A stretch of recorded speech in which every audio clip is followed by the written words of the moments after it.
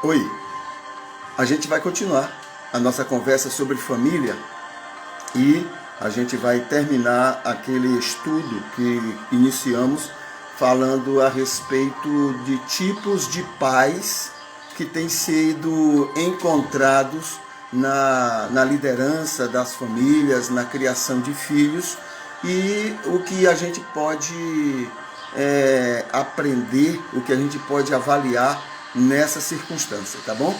O que é que a gente pode aperfeiçoar. Todos nós estivemos lembrando isso, porque faz parte da pesquisa, todos nós, todos os pais têm um pouco de cada um desses tipos.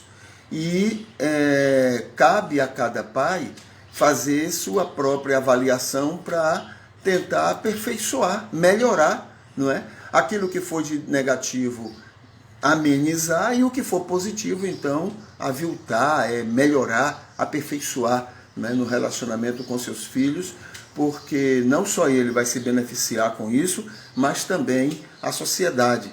Então nós estamos criando cidadãos, mas enquanto estamos criando cidadãos para lançar ao mundo, para que o mundo sofra, ou seja beneficiado com ele, né, com a convivência com ele, antes disso, a gente vai estar pagando um devido preço, né? Então, há o período da criação, há o período desse crescimento, né? Dessa educação que foi dada, dessa criação que foi dada, e depois, então, ele parte para o mundo, e o mundo vai pagar o preço, ou vai se alegrar com o resultado, mas também nós vamos estar pagando um preço pela criação que demos, ou vamos estar desfrutando de resultados positivos no tipo de criação que a gente oferece. Tá bom? Então, é por isso que é importante ver uma pesquisa como essa, um estudo como esse, porque, como diz a pesquisadora, todos têm essas 4 características. Só que precisamos estar analisando nós mesmos e aquilo que estamos fazendo para que a gente produza filhos benéficos, filhos que nos deem alegria, não somente a nós, mas a todos que convivem com eles, tá bom? Deixa eu mostrar aqui um slide para vocês.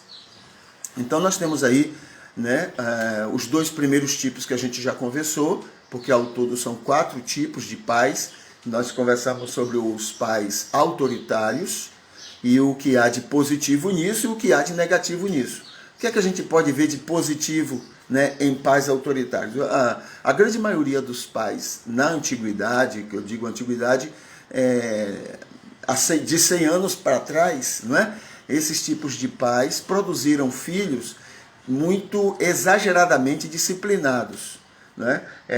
Muito limitados, mas exageradamente disciplinados. Então, eles perderam, né, muito da criatividade que poderiam ter, né, porque esses pais autoritários estavam ali prontos para cortar isso, para evitar que eles desenvolvessem isso, mas, por outro lado, nós tínhamos filhos de boa convivência, filhos que sabiam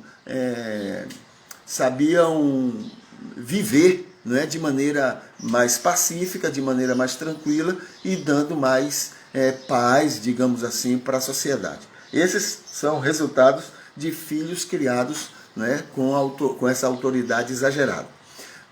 Aí, saindo disso, e por outro lado, foram para o outro extremo. Esses filhos foram para o outro extremo. Já que foram criados com tanto exagero, né, agora a própria cultura já permitia, já dava espaço para que eles fossem para o outro extremo. O outro extremo é a criação de maneira negligente. Aí foram para a total liberdade, e isso gerou uma grande negligência dos pais em relação aos filhos, né? Aí o que ocorre? Nós vamos ter filhos com deficiências nas relações. A gente ouviu algumas.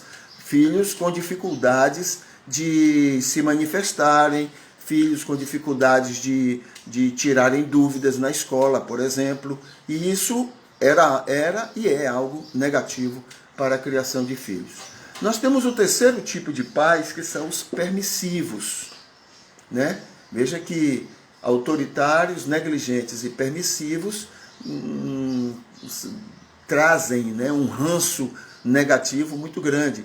Então são filhos aparentemente muito felizes, né, porque fazem o que querem, porque são agradados o tempo todo, porque são filhos que recebem, é só chorar, recebe o que quer, filhos que é só reclamar, imediatamente recebe o que anseia. E isso aparentemente traz uma certa felicidade para essas crianças, né?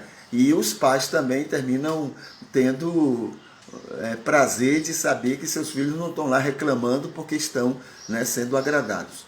Na prática, tudo fica confuso na cabeça dos filhos, diz a pesquisa, né? É muito confuso para eles, porque no fundo, dos pais existem isso, mas acontece que nas relações com outras pessoas isso não acontece, né? Então crescem apáticos, né? Diz a pesquisa, crescem deprimidos e tristes, crescem não estimulados a buscarem o melhor de si mesmos, né? Por quê?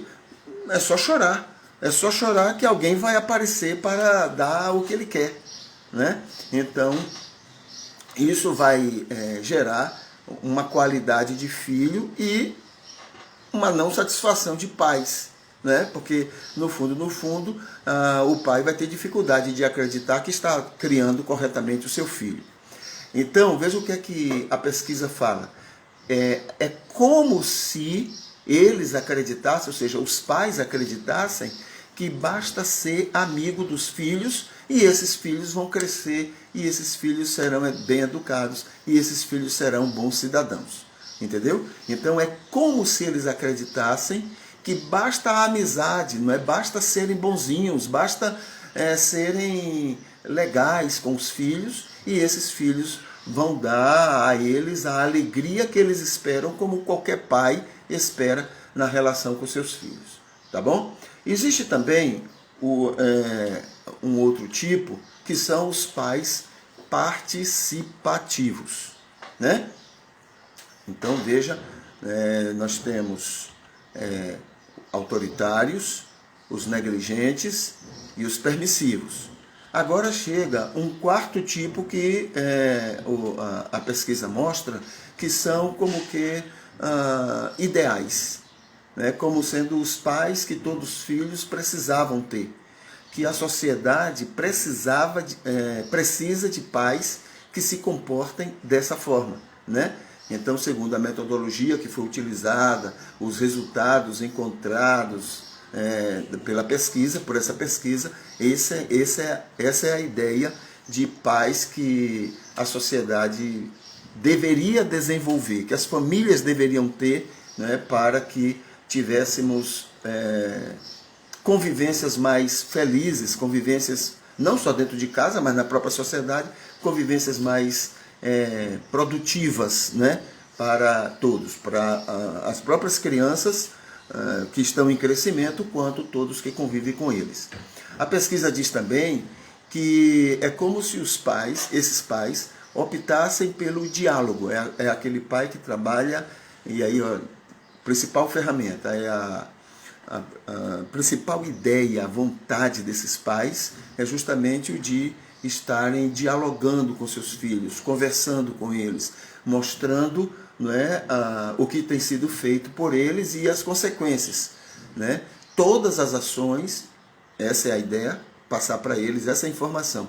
Tudo o que eles fizerem tem consequências, né? Pode ser consequências lá fora, no mundo, mas consequências também dentro de casa, na hora que desobedecem. O pai deu uma ordem, e a ordem é necessária, o limite é necessário.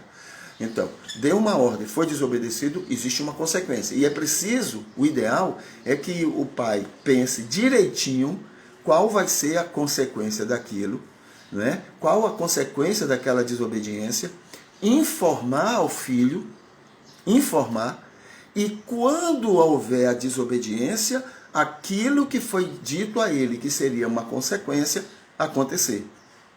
Entende? Então não haver segunda chance, terceira chance, porque isso não é normal lá fora. Então é preciso que o pai ou a mãe pense direitinho qual vai ser a consequência daquele ato, né, se por acaso acontecer.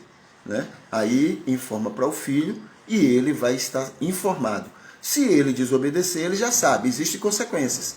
E ele precisa saber, né, precisa viver as consequências daquilo que ele decidiu, porque ele foi informado inicialmente. Então, precisa de muita sabedoria do pai. Isso quer dizer que os pais não devem agir com seus filhos na base do momento vingança. Ou seja, errou, agora vai ter o castigo, agora vai ter... Porque passa a ideia de que é como se fosse uma vingança porque fez aquilo. Não, ele precisa saber direitinho. Olha, filho, se você fizer isso e isso, você vai ter essa consequência, tá bom? Ok, foi informado, você entendeu? Me diga o que eu falei, aí ele vai dizer. Se ele fizer aquilo, então ele precisa sofrer as consequências daquilo que ele já estava sabendo que seria o resultado da sua desobediência. Entende? Então a pesquisa trabalha basicamente nisso. Há diálogo, mas há também uma ação de disciplina que seja muito séria, né? Bem dialogado, bem conversado, mas que seja executado de maneira séria, de maneira não raivosa, de maneira não demonstrando que seja uma vingança, não. É a consequência daquilo que já foi avisado antes. Aí coloca, a pesquisa lembra que tudo isso é muito diferente de castigar apenas, né? Porque o castigar somente passa a ideia de vingança. O filho, né, a criança, ele vai identificar aquilo não como uma correção, não como uma disciplina, mas vai entender como sendo uma vingança pela desobediência que ele cometeu. Certo? Então, nós temos esses aspectos, né, esses 4 aspectos de tipos de pais que a pesquisa lembra. Todos temos alguma coisa, só que uns, né, tem desenvolvem um tipo mais do que outros, e é preciso que a gente então avalie como é que temos nos comportado na criação de filhos, para poder então aperfeiçoarmos. Ele coloca que, veja só, na continuação da pesquisa, né, veja só, autoritários, negligentes, permissivos e participativos, tipos de pais. Essa teoria dos tipos de pais ajuda muito todos os pais que querem realmente ter um comportamento de pais. Eles querem cumprir um papel correto de que é um pai ou uma mãe, né? Compreender a criação, né, que tem dado aos filhos e saber o preço que deve pagar agora para não pagar um preço no futuro, ou preferir escolher não pagar um preço agora, mas pagar um preço muito maior no futuro. Então agora o melhor preço para pagar é agora, na hora de criar o filho, tá bom? Crianças e adolescentes. O adolescente ainda está sujeito a essa disciplina. E o pai deve estar observando isso e sempre procurando aprimorar, né, de maneira crítica e de maneira contínua. Talvez seja também ideal perguntar a alguém que está perto vendo, né? Qual a sua opinião sobre isto? Porque às vezes você nem percebe o exagero que você cometeu, né? E por algum motivo cometeu. Então a pessoa que está do lado pode ajudar muito. Ou pode ser o outro cônjuge, ou pode ser uma outra pessoa, mas sempre com essa visão de uma disciplina e de um diálogo, tá bom? Então, esse é o resultado dessa pesquisa que a gente esteve conversando sobre criação de filhos. E tomara a Deus que isso possa lhe ajudar muito, né, na sua criação de filhos, na preparação que você tem exercido de futuros cidadãos, né? Esse mundo está precisando muito, muito de ótimos cidadãos. Pessoas que tenham prazer de conviver pacificamente com todas as pessoas, respeitando, né? Respeitando as diferenças de opinião, inclusive. Enfim, se for cristão, sendo cristão, de verdade. Sendo de qualquer religião, sendo de verdade de qualquer religião. Se não tiver religião nenhuma, mas sendo, não é, um ser humano exemplar. Aliás, muitos ateus têm tido um comportamento muito melhor do que muitos cristãos que eu conheço.